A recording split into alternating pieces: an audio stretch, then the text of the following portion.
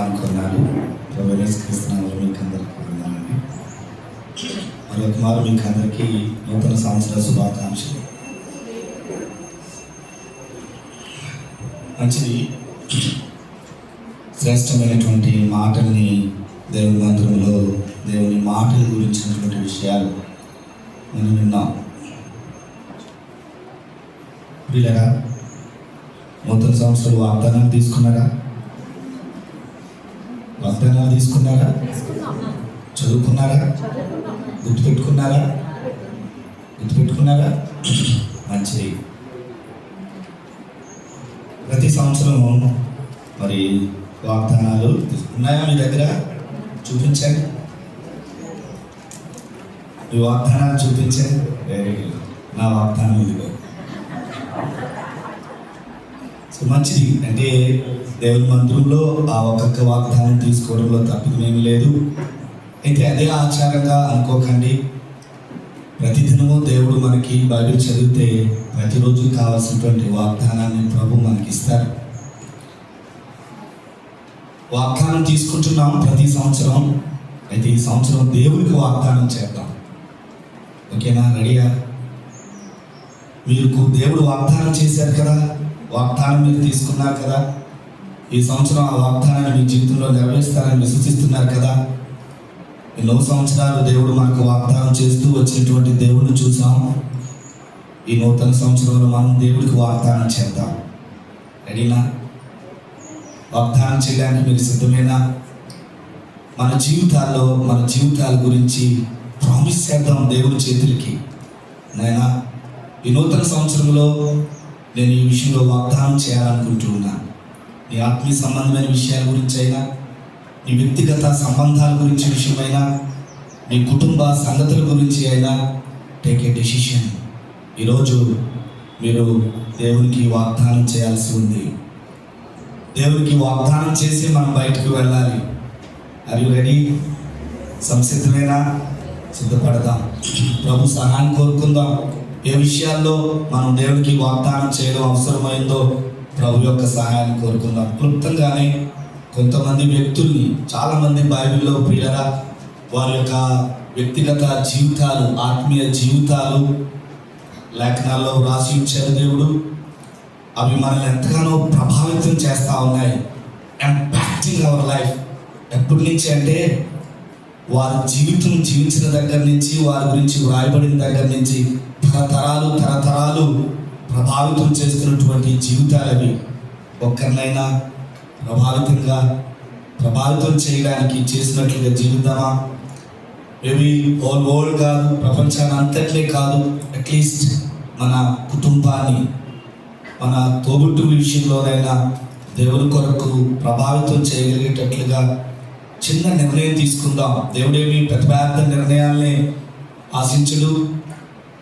ప్రారంభం నుంచి చిన్నగా నిర్ణయాలు తీసుకుంటూ ప్రభు దగ్గరికి వెళ్తాం. What is your promise?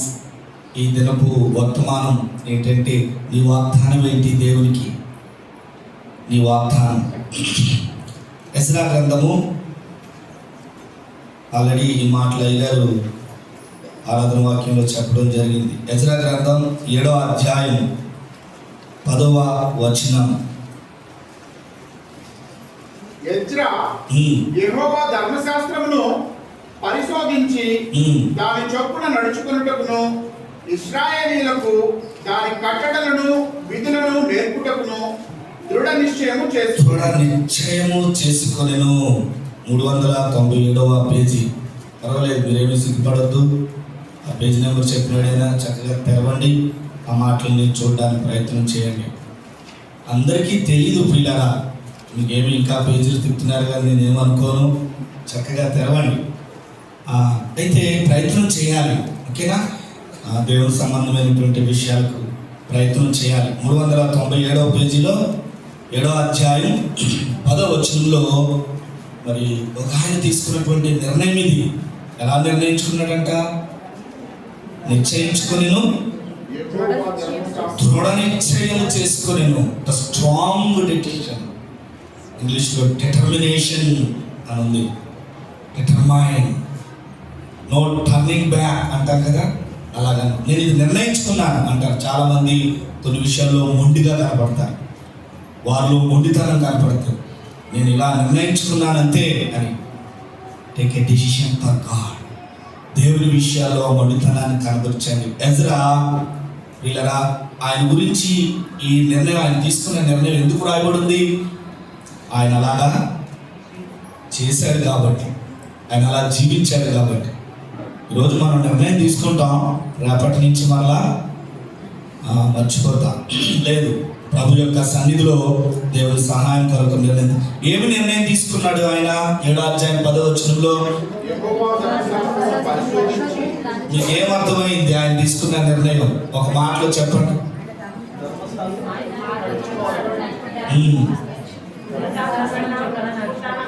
కొంతమందికి ఏం అర్థం అవ్వలేదా? నడుచుకోవాలి, దేవుని ధర్మశాస్త్రాన్ని పరిశోధించాలి అన్నాడు, దాని ప్రకారంగా ప్రవర్తిస్తాను అన్నాడు, దాన్ని ప్రకటిస్తాను అన్నాడు.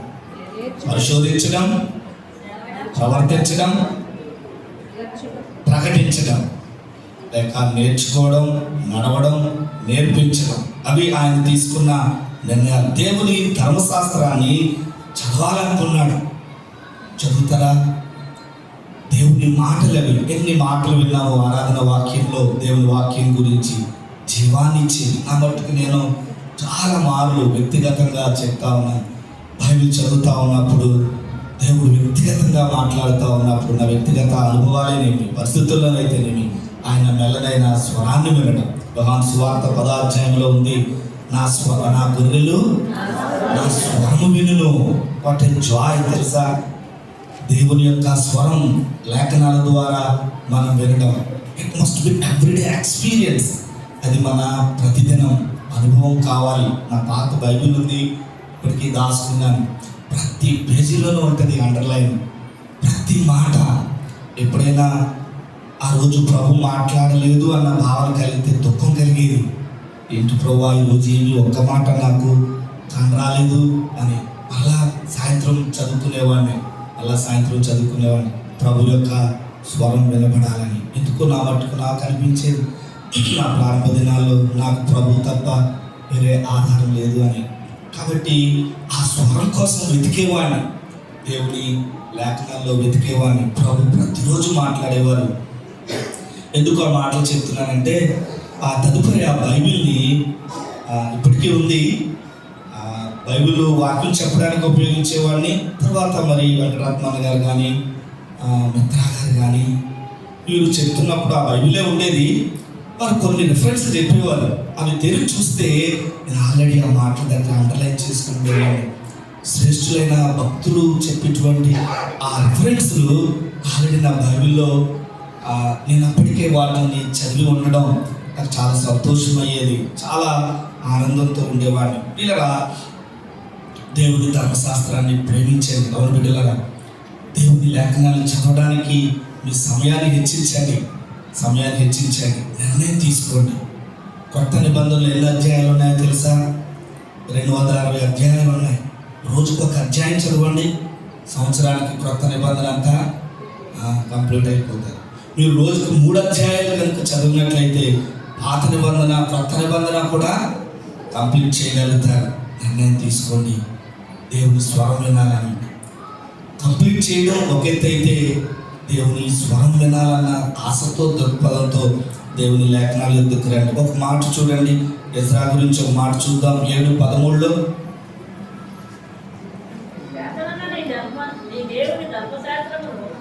చేతనున్న నీ దేవుని ధర్మశాస్త్రమును బట్టి రాజు చెప్తా ఉన్నాడు ఎజ్రా గురించి.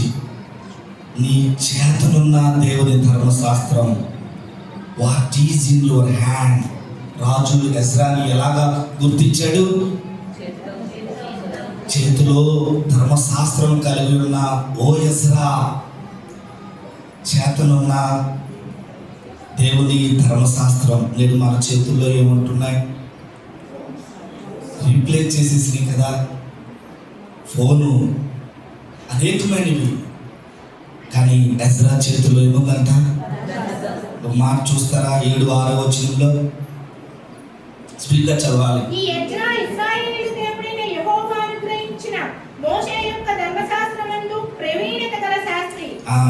మరియు అతని దేవుడైన యెహోవా హస్తము, అతనికి తోడుగా ఉన్నందున చేతిలో ధర్మశాస్త్రం అతనికి ఉంది, దేవుని చెయ్యి అతని మీద ఉంది.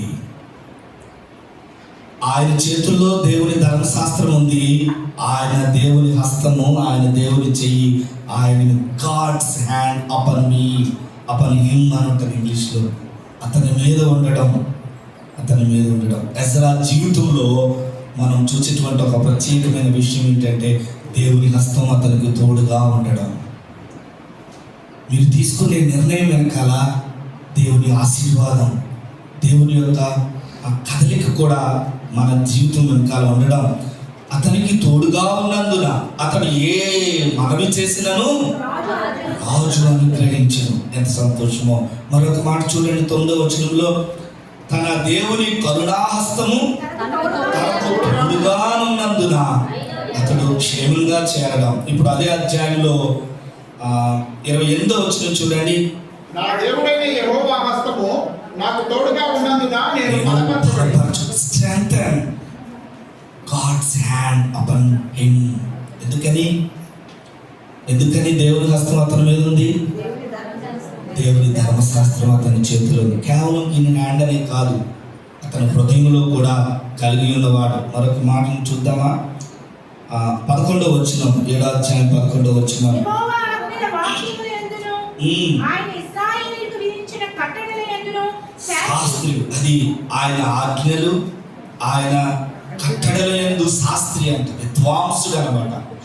దేవుని యొక్క లేఖనం. పిల్లరా, నాకు చదువు లేదు కదా అని వాపోవద్దు.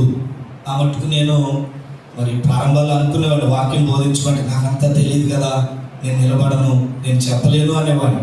మరి అన్నయ్య అనేవాడు, నీకు అంతా తెలిసిందని చెప్పడం అంటే అది ఎప్పటికీ సాధ్యం కాదు అని. సాధ్యం కాదు. పిల్లరా, దేవుడు మన తగిన జ్ఞానంతోనే, మనకు తగిన చదువుతోనే మనతో మాట్లాడేటువంటి దేవుడు. నీకు లేని దానిని ఆయన కోరుకునే దేవుడు కాదు. మనకి ఇవ్వగలిగిన సమయంలో, మనకి ఇవ్వగలిగిన జ్ఞానంతో చదువు ప్రభువు ఆ రీతిగానే మనతో మాట్లాడతాడు. ఎజ్రా తీసుకున్న నిర్ణయం ఆయన యొక్క దేవుని ధర్మశాస్త్రాన్ని పరిశోధించాలని, రెండోది ఆ రీతిగా ప్రకటించాలని, ప్రవర్తించాలని, మూడవదిగా ప్రకటించాలని.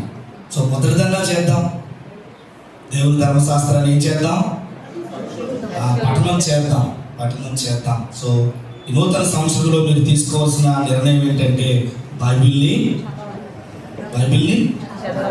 చదువుతారా? ఓకే, తమ్ముడు ఒకటే నిర్ణయం తీసుకున్నాడు. సో రెండవ, మీరు కూడా very good, God bless you. నిర్ణయం తీసుకోండి, దేవుని ధర్మశాస్త్రాన్ని చదువుతారని. రెండవ విషయాన్ని చూద్దామా? మొదటి సమూయేలు గ్రంథం 12వ అధ్యాయం 23వ వచనం. నా మట్టుకు నేను నీ నిమిత్తము ప్రార్థన చేయట మానుట వలన యెహోవాకు విరోధముగా పాపం చేసిన వాడు నగుదును. అది ఆయన నిర్ణయం. సమూయేలు గారు తీసుకున్న నిర్ణయం అది. ఏంటది? 232వ పేజీ, 12వ అధ్యాయం 23వ వచనం. నా మట్టుకు నేను మీ నిమిత్తము ప్రార్థన చేయట మానుట వలన యెహోవాకు విరోధముగా పాపము చేసిన వాడు నగుదును. ఏమర్థమైంది ఆయన నిర్ణయంలో? మనకి ప్రార్థన చేయకపోతే నేను పాపం చేసిన దానితో సమానం అంటా ఉన్నాడు. ఎన్ని రోజులైపోయిందో మనం పాపం చేస్తూనే ఉంటూ, ఎన్ని రోజులైపోయింది. ఆయన నిర్ణయం అది. నేను మీ కొరకు ప్రార్థన చేస్తాను. ప్రార్థన చేద్దామా? వ్యక్తిగత జీవితంలో ప్రార్థన కొరకు నిర్ణయం తీసుకుందాం. సమూయేలు జీవితం బహుశా తల్లి యొక్క ప్రభావమేమో. ఆ మందిరాన్ని తీసుకెళ్ళిన వెంటనే ఆ మొదటి అధ్యాయం చివరిలో ఉంటుంది, అతడు అక్కడనే యెహోవాకు మొక్కెను. వెళ్దాం దేవుని మందిరంలో, దేవుని మందిరంలో మన పిల్లలు తీసుకురావడం, మన పిల్లలు దేవుని మందిరాల్లో ఉండడం ఎంత ధన్యకరమో. అక్కడ ప్రార్థించినటువంటి సమూయేలు జీవితంలో ఎక్కువగా ప్రార్థన అనేది మనకి ప్రాముఖ్యంగా కనబడుతూ ఉంటుంది. మొదటి సమూయేలు 7వ అధ్యాయం 5వ వచనంలో కూడా మనం గమనిస్తే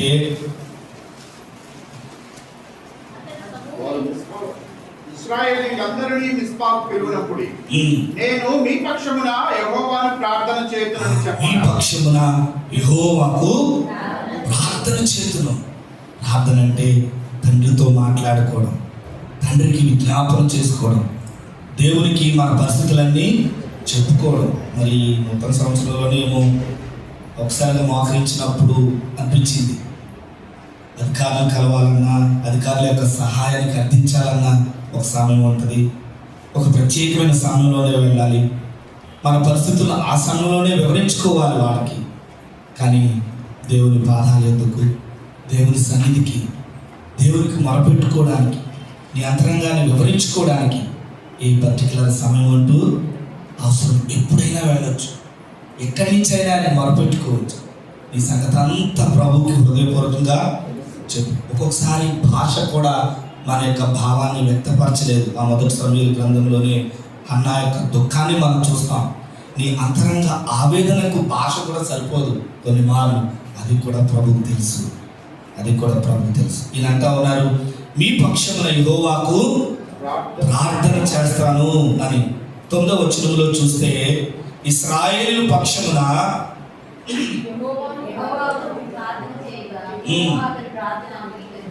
యెహోవా అతని ప్రార్థన అంగీకరించాడు. దేవుడు మన ప్రార్థనను అంగీకరించేవాడు. సమూయేలు యొక్క ప్రార్థన వారి పక్షాన్ని. 13వ వచనం చూస్తారా మధ్యలో నుంచి, సమూయేలు ఉండిన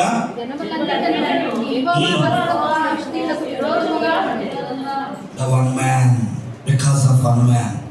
సమూయేలు ఉండిన దినములన్నిటిను యెహోవా హస్తము ఫిలిష్తీయులకు విరోధంగా ఉంది.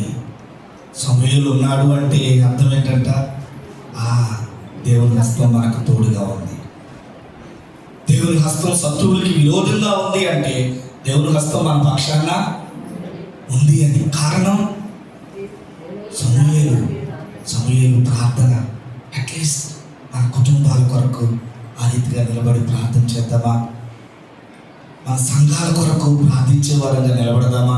సమూయేలు ఉండిన దినములన్నిటిను యెహోవా హస్తము ఫిలిష్తీయులకు విరోధంగా ఉంది. పాజిటివ్గా ఆలోచన చేస్తే ఆయన ఉన్న దినములన్నీ యెహోవా హస్తం ఇశ్రాయేలు పక్షంగా ఉండడం.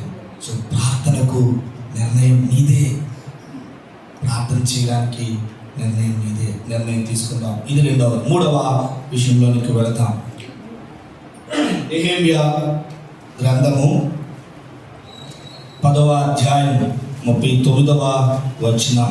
ఇశ్రాయేలీయులను మా పేజీ నెంబర్ చెప్తాడు, 410. 410. మీరేం సిగ్గుపడద్దు, బైబిల్ తెరవండి. ఈ నూతన సంవత్సరంలో బైబిల్తో సమయాన్ని గడపండి. ఏ పుస్తకం తర్వాత ఏమొస్తుందో కూడా కంఠస్థం చేయాలి. 10:39 చివరిలో ఉన్న మాట చదవాలి. మా దేవుని మందిరమును మేము విడిచిపెట్టము. అది ఇశ్రాయేలు యొక్క నిర్ణయం అన్నమాట. చెరలోనికి వెళ్ళిపోయి, బబులోను చెరలోనికి వెళ్ళిపోయి తిరిగి వచ్చిన తర్వాత ప్రాకారాలు కూలిపోయాయి, దేవుని మందిరం కూలిపోయింది. వారి దేశమే అన్నది లేకుండా పోయినటువంటి పరిస్థితుల్లో దేవుడు మరలా వాడిని రిస్టోర్ చేశాడు, నిలవబెట్టాడు. Our God is a God of restoration. తెలుసా ప్రియులారా, అదే మనకి ధైర్యం. తన సేవకున్న ఉదయకాల సమయంలో వినిపించారు కదా, ధైర్యంగా ఉండండి. నిజం, ఆయన మరలా నిలబెడతాడు. ఆయన పడిపోయిన దావీదు గుడారాన్ని నేను తిరిగి నిలవబెడతాను. పూర్వపు వైభవాన్ని మరలా నేను దానికి తిరిగి తీసుకొని వస్తాను. నిజం, మన జీవితాల్లో నాకు ఏకైక నిరీక్షణ, గొప్ప నిరీక్షణ, ఆదరణ ఏదైనా ఉందంటే God will restore our life. దేవుడు మరలా మన జీవితాన్ని తిరిగి నిర్మించేటువంటి దేవుడు, పునరుద్ధరించేటువంటి దేవుడు, మరలా అతి గొప్ప వైభవాన్ని తీసుకొచ్చే దేవుడు. అలాంటి వైభవంలోనికి ఇశ్రాయేలు అందరూ వచ్చిన తర్వాత వాళ్ళు తీసుకున్న నిర్ణయం ఒకటి శ్రేష్టమైన నిర్ణయం. మేము మా దేవుని మందిరాన్ని విడిచిపెట్టాం. మేము మా దేవుని మందిరాన్ని విడిచిపెట్టాం. చూడండి, మరి ఆ 10వ అధ్యాయంలో మరి 32వ వచనం మనం గమనిస్తే, మరియు మన దేవుని మందిరపు సేవ నిమిత్తము ప్రతి సంవత్సరము తులము వెండిలో 3వ వంతు ఇచ్చెదమని నిబంధన చేసుకుంటుంది. ప్రతి సంవత్సరం కూడా దేవుని మందిరానికి మేము ఇవ్వాలన్న నిబంధన వారిలో ఉంది. అలాగే 33వ వచనంలో చివరిలో ఉన్న మాట, మన దేవుని మందిరపు పని అంతటి విషయంలో అలాగుననే నిర్ణయించుకోండి. దేవుని మందిరపు పని అంతటి విషయంలో పిల్లగా మరి ఒక ఆదివారం లోపలికి వస్తూ ఉన్నప్పుడు చిన్న బిడ్డలు చెల్లి వాళ్ళు వాటర్ బాటిల్స్ వాటర్ పడతా ఉన్నారు. నాకు అనిపించింది, ఓహో మేము స్టేజీ మీద ఉండడానికి ఎక్కుతా ఉన్నాము, కానీ వాళ్ళు మాత్రం దేవుని పనిలో, మేము మనుషుల దృష్టిలో ఉన్నాం కానీ వాళ్ళు దేవుని దృష్టిలో ఉన్నారు. పిల్లగా గమనించాను, స్టేజెస్ మీద వీటిల్లో ఉండడం మనుషుల దృష్టికే కానీ దేవుని పనిలో ఉండడం, దేవుని పని చేయాలన్న తపనలో ఉండడం, దేవుని సేవలో ఉండడం, మీరు దేవుని దృష్టిలో ఉండగలుగుతారు. దేవుని దృష్టిలో ఉండగలుగుతారు. వీళ్ళు దేవుని మందిరపు పని అంతటి విషయంలోనూ అలాగుననే నిర్ణయించుకుంటుంది. నిర్ణయం దేవుని పని కొరకు ఎన్ని నిర్ణయాలు ఉంటాయో తెలుసా? వాస్తవానికి ఆ నిర్ణయాలన్నీ దేవునికి ఇవ్వాలన్నటువంటి నిర్ణయం, నేను అవి చెప్పట్లేదు. కానీ పని కొరకు, దేవుని మందిరం కొరకు వారు తీసుకున్న నిర్ణయము అని 34వ వచనం చివరిలో కూడా, మా దేవుని మందిరంలోనికి ఎవరు కావాలనో వారిని చీట్లు వేసుకుని నిర్ణయించుకుంటుంది. Take a decision. నిర్ణయించుకున్నాం, మా దేవుని మందిరాన్ని మేము విడిచిపెట్టము. 35వ వచనం ఆ ప్రారంభ వచనాల్లో కూడా, మరియు మా భూమి యొక్క ప్రథమ ఫలములను, మ్మ్. సకల వృక్షముల ప్రథమ ఫలములను మ్మ్. ప్రతి సంవత్సరము ప్రభువు మందిరమునకు మేము తీసుకుని వచ్చినట్లుగా నిర్ణయించుకుంటున్నాము. నిర్ణయించుకుంటుంది. ప్రభు మందిరం పిల్లరా, కట్టడాలనే చూడకండి, వ్యక్తుల్నే చూడకండి. మీరు ఇచ్చేదైనా చేసేదైనా ప్రభువు అన్న గమనం, మనం దాని ప్రతిఫలం మనం పొందుకుంటాం. దాని ప్రతిఫలాన్ని మనం పొందుకుంటాం. ఈ విషయాన్ని కొత్త నిబంధనకు అన్వయించుకోవాలంటే మరి హెబ్రీయులకు రాసినటువంటి పత్రిక 10వ అధ్యాయం 24-25 వచనం ఏముందంటే, ఒక మాట చూద్దాం. 24వ వచనం 25వ వచనం. కొందరు మానుకొనుచున్నట్లుగా సమాజముగా కూడుట మానక ఒకరినొకడు హెచ్చరించుచు ఆ దినము సమీపించుట మీరు మరి ఎక్కువగా సమీపించుచు కూడుకోండి. అదేనమ్మా, అంటే సహవాసం, దేవుని సహవాసానికి విలువనివ్వండి. నిర్ణయించుకోండి. దేవుని బిడ్డలతో సహవాసం కలిగి ఉండడం, దేవుని మందిరంలో సహవాసం కలిగి ఉండడం ఆశీర్వాదకరం. మరి పోయిన 31వ తారీఖు అక్కడికి వెళ్తా ఉన్నప్పుడు తమ్ముడు వినయ్ నాతో ఉన్నాడు. ఎన్నో అడుగుతా ఉన్నాడు దేవుని గురించి. మరి మాట్లాడుకుంటూ తమ్ముడు కూడా అదే చెప్పాను. తమ్ముడు అన్నాడు, మరి ఇన్ని మాట్లాడిన తర్వాత నేను దేవుని కొరకు ఏదైనా చేయాలి. ఈ సంవత్సరం నేను దేవుని కొరకు ఉపయోగపడాలనుకుంటున్నాను. ఒకవేళ హృదయపూర్వకంగా అన్నా ఉద్రేకంగా అన్నా కానీ సహవాసంలో ఉంటే ఒకరికి ఒకరు పురుకొల్పబడతాం. దేవుని మాటలు మనల్ని పురుకొల్పుతాయి. సో కాబట్టి మూడవదిగా దేవుని పిల్లల సహవాసం కలిగి ఉండాలన్న నిర్ణయం. మా దేవుని మందిరాన్ని మేము విడిచిపెట్టము. దేవుని బిడ్డల సహవాసం, ఇది మూడవది. మొదటిది ఏం చెప్పాను?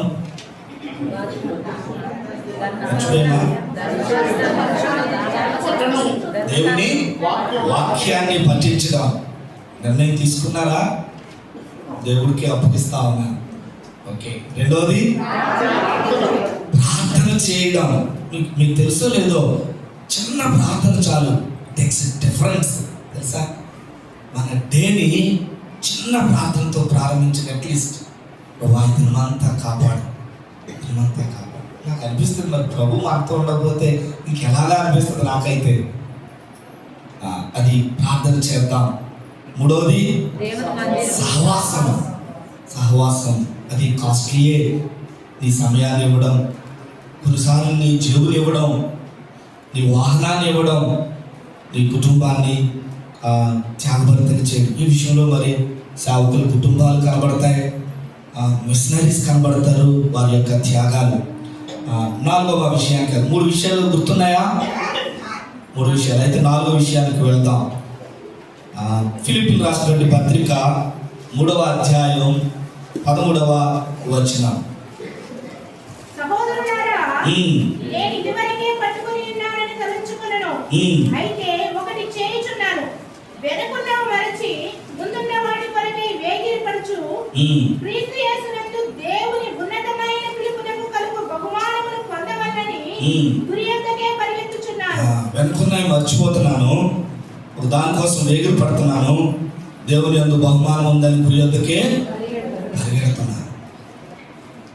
లైఫ్లో చాలా ఫెయిల్యూర్స్ ఉంటాయి, అపజయాలు ఉంటాయి, మనలో కొన్ని తప్పుదాలు జరుగుతాయి. ఇవి మనల్ని ఏం చేస్తాయంటే వెనక్కి లాగుతూ ఉంటాయి. వెనక్కి ప్రత్యేకంగా సాతాను ఆ ఫెయిల్యూర్ కార్డు చూపిస్తూ ఉంటాడు ఎప్పుడు మనకి. You are failure in this area అని. నువ్వు ఇక్కడ ఓడిపోయావు, నువ్వు ఇక్కడ పడిపోయావు అన్నటువంటి అపజయాల్ని వాడు ఎప్పుడు మన ముందు ఉంచుతూ ఉంటాడు. ఎందుకంటే నేను అక్కడే ఆపివేయాలి అని, నేను అక్కడే ఆపివేయాలి అనేది వాడి యొక్క నిర్ణయం. కాబట్టి మనం ఎప్పుడు పాపం విషయంలో దేవుని ఎదుట పశ్చాత్తాపడాలి, ఆ పాపాన్ని విడిచిపెట్టాలి. అయినా కానీ వాడు థాట్ తీసుకొస్తాడు మన దగ్గరికి. మనం నువ్వు ఇలా చేసావు కదా, మీకు తెలుసలేదో మరి అప్పు చేసినప్పుడు ఈ ప్రామిసరీ రాసి వాడి దగ్గర ఉంటుంది. అప్పు తీర్చేసిన తర్వాత తీసుకొచ్చి చంపేయాలి. లేదనుకోండి మళ్ళా చూపిస్తాడు, నువ్వు నాకు బాకీ ఉన్నావు. మా బాగా ఎక్స్పీరియన్స్, ఎందుకంటే అప్పులు చేయడం ఈ చీట్లు తెంచడం అనేది జరుగుతూ వచ్చింది. వాడు మన ఫెయిల్యూర్ లైఫ్ని, పాత జీవితాన్ని తీసుకుని మనం చూపిస్తూ ఉన్నప్పుడు వాడితో మనం చెప్పాలి, అబ్బాయి ఆల్రెడీ చంపేశాం, ఆ బాకీ తీరిపోయింది. కొలసీలు రాసిన పత్రిక 3వ అధ్యాయంలో పౌలు అంటాడు, ఆయన శిలువ రక్తం చేత వాటిని తుడిచివేసాను. No more. ప్రభు అంటారు, తూర్పుకి పడమరకు ఎంత దూరమో నీ పాపాన్ని అంత దూరం చేశాను.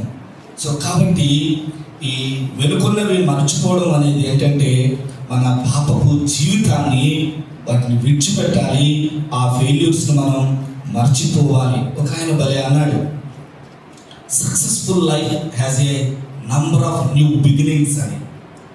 ఒక విజయవంతమైన జీవితానికి చాలా నూతనమైన ప్రారంభాలు ఉన్నాయి అని. మాట అర్థమైందో లేదో. ఈరోజు మంచిగానే దేవునితో ఉన్నాం, కొన్ని రోజులు ఉన్నాం, మేబీ వాక్యం చదవడం ఆగిపోయి ఉండొచ్చు, బైబిల్ చదవడం, ప్రార్థన చేయడం, సహవాసం నీ జీవితంలో ఆగిపోయి ఉండొచ్చు. కానీ అక్కడితో ఆగిపోకు, మరలా స్టార్ట్ చేయి. అగైన్ నీ జీవితాన్ని మరలా ఆదిన నుంచి ప్రారంభించు. ఈ రోజు నుంచైనా దేవునితో నీ జీవితాన్ని ప్రారంభించు. ప్రియులారా, పరిశుద్ధమైన జీవితం కొరకు ఆశ మనలో ఉండాలి. ఇది మొదటిది. రెండవది ఏంటంటే క్షమాపణ జీవితాన్ని కలిగి ఉండండి. The year of forgiveness. ఎంతోమంది నేను గాయపరిచారు కదా, ఆ గాయాలు మీ అంతరంగంలో అలాగే ఉన్నాయి కదా. కుటుంబ పరంగానో, సహవాస పరంగానో, ఉద్యోగ పరంగానో మనల్ని అనేకులు గాయం చేస్తూ ఉంటారు. ఆ గాయాలు అలాగే ఉంచుకోవడం. మీకు తెలుసో లేదో, క్షమించకపోతే ఏ వ్యక్తినైతే మనం క్షమించడం లేదో ఆ వ్యక్తి మనల్ని పరిపాలిస్తారు, వాళ్ళు మనం పరిపాలిస్తారు. క్షమించి చూడు, ప్రభు పరిపాలిస్తాడు. దీని ఉదాహరణ దావీదు, సౌలు దావీదు మీద శత్రువుగా చూశాడు. తను పడుకున్నా, లేచినా, కూర్చున్నా ఎవరు అతని కళ్ళ ముందు కనపడేది? దావీదే. David ruling Saul's life. మన జీవితాన్ని వీరొకరు పరిపాలించడం ఏంటి? ప్రభు పరిపాలించాలి. దావీదు సౌలుని శత్రువుగా చూడలేదు. సౌలు చేతే తరబడతా ఉన్నా కానీ సౌలుని శత్రువుగా చూడలేదు. ఏమైందో తెలుసా? దేవుని చేత కాపాడబడుతుంది. ఇందాక ఏదో ఒక సందర్భంలో చెప్పారు కదా, దేవుని బట్టి ధైర్యం తెచ్చుకునేవాడు, దేవుని చేత కాపుదల్లో ఉంటాడు. సో కాబట్టి ఎక్సర్సైజ్ ఫర్గివ్నెస్. నీ తండ్రిని క్షమించు, నీ తల్లిని క్షమించు, నీ తోటి అన్నని క్షమించవా? నీ తమ్ముడిని క్షమించు. Restore your life, restore your relationship. నీ కుటుంబంలో వల్ల బంధాలని ఏర్పరచుకో. అమ్మ నాన్న క్షమించలేకపోయావా? అత్తమామలు క్షమించలేకపోతున్నావా? తోబుట్టుని క్షమించలేకపోతున్నావా? ఎన్నో ఏళ్ళ నుంచి నీ కుటుంబాల మధ్యన బంధాలు తెగిపోయినాయా? రెస్టోర్, క్షమించు, అడుగు ప్రభుని, నిర్ణయం తీసుకో, క్షమిస్తాను ప్రభు అని. నా యొక్క బంధువుల్లో ఎప్పుడైనా ఇలాగ వివాదాలు వచ్చి విడిపోయారని తెలిస్తే చాలా బాధ కలిగేది. వెంటనే వారి వరకు ప్రార్థన చేసేవాడిని, ప్రభా మరలా ఆ రిలేషన్షిప్ ఏర్పడాలి, బంధాలు తెగిపోకూడదని. మరలా వార్త వినపడేది, మరి వాళ్ళు మాట్లాడుకుంటున్నారు కానీ చాలా సంతోషమయ్యేది. దేవుడు మన ప్రార్థనలు కలిసి ఉండడం, అయితే గాయాలు అవుతాయి. కలిసి ఉన్నప్పుడు సహవాసంలోనైనా కుటుంబంలోనైనా గాయాలు అవుతాయి. Wash your wounds. పిల్లగా ప్రభు యోహాను సువార్త 13వ అధ్యాయంలో ఒకరి పాదాలు ఒకరు కడుగుకొని అన్నారు కదా.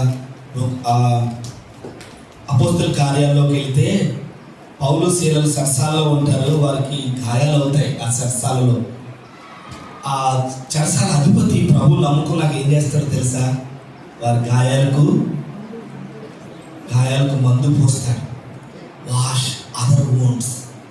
నీ వల్ల అతని జీవితాల్లో అయినటువంటి గాయాల్ని కట్టడానికి సంసిద్ధంగా ఉండు. Restore your life, restore your life. Family రిలేషన్స్ని మనము మళ్ళా రెస్టోర్ చేస్తుందాం. మూడవదిగా ఈ 4వ విషయంలోనే లవ్, ప్రేమిద్దాం. అమ్మను ప్రేమిద్దామా? ఎవరినో కాదు, పక్కనున్న నాన్నను ప్రేమిద్దామా? అమ్మా నాన్నలకు మన ప్రేమను చూపిద్దాం. అత్తమామలకు మన ప్రేమను. ఎవరినో ఊరు బయట ఉన్న వాళ్ళని ప్రేమించడానికి చూస్తాం. ఇంట్లో ఉన్న అన్నయ్యని ప్రేమించు, చెల్లిని ప్రేమించు, కుమారుని ప్రేమించు. ఇలాగా వెనుకున్నవి మరచి, గాయాల్ని మరచి, లక్ష్య పెట్టక ప్రభు కొరకు, ముందున్న వాటి కొరకు వేగిరపడి, ఇవి దైవికమైన విలువలు. ఇది 4వ విషయం. దైవికమైన విలువలు ఏంటంటే పరిశుద్ధమైన జీవితం, క్షమాపణ జీవితం, ప్రేమ కలిగిన జీవితం. కలకత్తాలో ఆ ప్రాంతాలు చూసినప్పుడు మరలా మదర్ తెరిసా గుర్తుకొచ్చారు. ఇక్కడ ఎవరి ద్వారా విన్నాను, ఆమె అభాగ్యుల్ని రోడ్డుల మీద ఆ గాయాలతో చనిపోతున్న వారిని కనీసం మరణంలోనైనా వారికి నెమ్మదినివ్వాలి అన్న దృక్పథంతో వారందరినీ ఒక చోటకి చేర్చి వాళ్ళకి తనకు తెలిసిన వైద్యాన్ని చేసేది. ఒక రోజట వారి యొక్క అవసరత కొరకు అడగడానికి ఒక జమీందారు దగ్గరికి వెళ్ళి అడిగిందట, ఏమైనా సహాయం చేస్తారా అని. కాండని చుమ్ము వేశాడట. ఆ చేతులు తీసుకుని తుడిచి అలాగే నిలబడి ఉంది. ఇందాక ఇచ్చాను సరిపోలేదా అన్నాడట. ఇందాక ఇచ్చింది నా కోసమయ్యా, వాళ్ళకి ఏమైనా సహాయం చేయవా అని అడిగిందట. What a lovely heart. సిచ్యువేషన్స్ని ఎంత సుందరంగా మార్చేసింది ఆమె. చలించిపోయిన అతను సహాయం చేయడానికి ముందుకు వచ్చాడట. కుటుంబాలను నిలుపుకోండి పిల్లల, కుటుంబాన్ని మాటల ద్వారా కట్టుకోండి. ఆమె మత ప్రచారంతో మార్చేసిందని తెలిసినటువంటి ఎస్ఐ బంధించాలని ఒక రాత్రి వెళ్తూ ఉంటే ఆమె ఆ లాంతరతో ఆ పేషెంట్స్కి వెళుతూ ఉన్నప్పుడు సడన్గా ఒక అతను వామిటింగ్ చేసుకోవడానికి ఇదైపోతే అక్కడ ఏమీ లేక లాంతర అక్కడే పెట్టి వెళ్ళి దోసులు పట్టిందట. చూసిన ఆమెను బంధించాలనుకుని వచ్చిన ఆయన ఆమె పాదాల మీద పడ్డాడు. ఆమె గదిని చూశాను కలకత్తాలో. చిన్న గది బట్ ఇంపాక్టింగ్ ద వరల్డ్. ప్రపంచాన్ని ప్రభావితం చేసింది. ఎక్కడ జీవించాము, ఎక్కడ బ్రతుకుతున్నాము, మన యొక్క వనరులు, నా ఇల్లు గుడిసే అని అనుకున్నావేమో, కానీ నువ్వు చూపించే ఆ ప్రేమ కలిగిన చిన్న హృదయంతో నీ ఇంటి పక్కన వారిని ప్రభావితం చేయొచ్చు ప్రభు కొరకు. ఏమో వారి భవిష్యత్తులో నువ్వు ప్రభావితం చేసినటువంటి వ్యక్తులు దేవుడి కోసం ఎలా ఉపయోగపడతారో మనకు తెలియదు. ఇది 4వది, దైవికమైన విలువల కొరకు నిర్ణయం తీసుకుందాం. ఏంటి ఆ విలువలు? పరిశుద్ధమైన జీవితం, క్షమించే జీవితం, ప్రేమ కలిగిన జీవితం. నిర్ణయం తీసుకుంటావా? Great difference you can see in your life. ఈ విషయాల్లో కనుక నువ్వు నిర్ణయం తీసుకుంటే నీ జీవితంలో పెను మార్పులు చూడగలుగుతాం. చివరి మాటను చెప్పి నేను ముగిస్తాను. మార్కు సువార్త 10వ అధ్యాయం 45వ వచనం. మనుష్య కుమారుడు పరిచారం చేయించుకున్నటకు రాలేదు కానీ పరిచారం చేయుటకును అనేకులకు ప్రతిగా విమోచన క్రయధనముగా తన ప్రాణమును ఇచ్చుటకు వచ్చనని. Sacrifice life. ప్రభు గురించి నేను చెప్పగలనా, వివరించగలనా? 5వదిగా ప్రభు యొక్క నిర్ణయం. అది ప్రభు తీసుకున్న నిర్ణయం. ఆయన భూమి మీదకి రావడానికి ఆయన తీసుకున్న నిర్ణయం. 10:45 మార్కు సువార్త. ఎందుకు వచ్చామయ్యా అంటే I want to give my life. నా జీవితాన్ని ఇవ్వదలిచాను, నా ప్రాణాన్ని ఇవ్వడానికి వచ్చాను. సాక్రిఫైసింగ్. ఎప్పుడైనా త్యాగం చేయొచ్చు. త్యాగం లేకే మనకి వివాదాలు, గొడవలు. త్యాగం చేసి చూడు. ఎంతో కోల్పోయాను అనుకున్నావా? నో. ప్రభు ఎంత త్యాగం చేశారో. ఎఫెసీయులకు రాసిన పత్రికలో 1వ అధ్యాయంలో చూడండి, ఫిలిప్పీయులకు రాసిన పత్రిక 2వ అధ్యాయంలో చూడండి. ఆయన ఎంత ఉన్నతంగా హెచ్చించబడినటువంటి దేవుడుగా మనం చూస్తాము. ఈ త్యాగం ఎప్పటికీ వ్యర్థం కాదు. ఈ త్యాగం, ఆ త్యాగానికి ప్రభువే మన ముందు ఉండాలి. నాకు అనిపిస్తుంది ఇంకా నీ లైఫ్లో త్యాగం కాకపోతే ఆయన ఇంకా నీ పాదాల దగ్గరే ఉన్నాడేమో అని అనిపిస్తూ ఉంది. ఎందుకంటే శిష్యులది పాదాలు కడగడానికి ఆయన, దేవాది దేవుడైన ఆయన శిష్యుల యొక్క పాదాలను కడగడానికి ఆయన కూర్చున్నాడు. మనలో ఆ ప్రభుని నమ్ముకున్నాము అన్న మనలో అలాంటి హృదయం లేకపోతే ఇంకా ఆయన మన పాదాల దగ్గరే ఉన్నాడేమో. వాషింగ్ అవర్ ఫీట్స్, మన పాదాలను ఇంకా ఆయన కడుగుతూనే ఉన్నాడేమో. ఒక మెట్టు ఎక్కుదామా? ప్రభులాగా త్యాగభరితమైన జీవితాన్ని జీవించడానికి, అది కుటుంబం కొరకైనా, సంఘ పరిచయ కొరకైనా ప్రభుని మాదిరి పెట్టుకుందాం. ఇందాక యోహాను సువార్తలో చాలా మాటలు చూపించారు. నాకు యోహాను సువార్తలో చూస్తే ప్రభు గురించినటువంటి మాటలు కడుపు నిండిపోతాయి. ప్రభు ఎన్ని మాటలో, నా తండ్రి ఏదైతే చూపించారో అదే నేను చేస్తాను, నా తండ్రి నాకు ఏదైతే బోధించారో నేను అవే మాట్లాడతాను, నా తండ్రి ఏమని చెప్పారో అవే చేస్తాను. నేను ఎల్లప్పుడూ ఆయన ఇష్టమైనవి చేయించున్నాను కనుక ఆయన నన్ను ఒంటరిగా విడిచిపెట్టు. నాకు ఎంత ఇష్టమయ్యో ఆ మాటలు. ప్రభా, ఇలాంటి లైఫ్ కావాలి. మళ్ళీ డిపెండింగ్ ఆన్ ద హెవెన్, పూర్తిగా పరలోకం మీద ఆధారపడి అడుగులు వేసిన జీవితం ప్రభుది. ఒక్క రూపాయి కూడా ఆయన చేతుల్లో లేదట పరిచర్య కాలంలో. కానీ మనల్ని ధనవంతుల్ని చేసినటువంటి దేవుడు ఆయన. ధనవంతులు బికాస్ ఆఫ్ హిస్ సాక్రిఫైస్, ఆయన యొక్క త్యాగం. 5 మాటలు చెప్పానా? ఈ విషయాల్లో నీవు ప్రాముఖ్యంగా నిర్ణయం తీసుకున్నావో ఇప్పుడే నువ్వు నిర్ణయం తీసుకో. ప్రతి నిర్ణయం వెనకాల ప్రభావితమైన జీవితం నీకు ఉండబోతూ ఉంది. మొదటిది దేవుని వాక్య పఠనం కొరకు. రెండవది ప్రార్థన. నీ కుటుంబంలో ప్రార్థన ధూపాన్ని వెలిగించు. మూడవది సహవాసం. నీ దగ్గర ఉన్న సహవాసాన్ని నిర్లక్ష్యం చేయకు. నాలుగవది దైవికమైన విలువలను అత్తుపట్టుకో.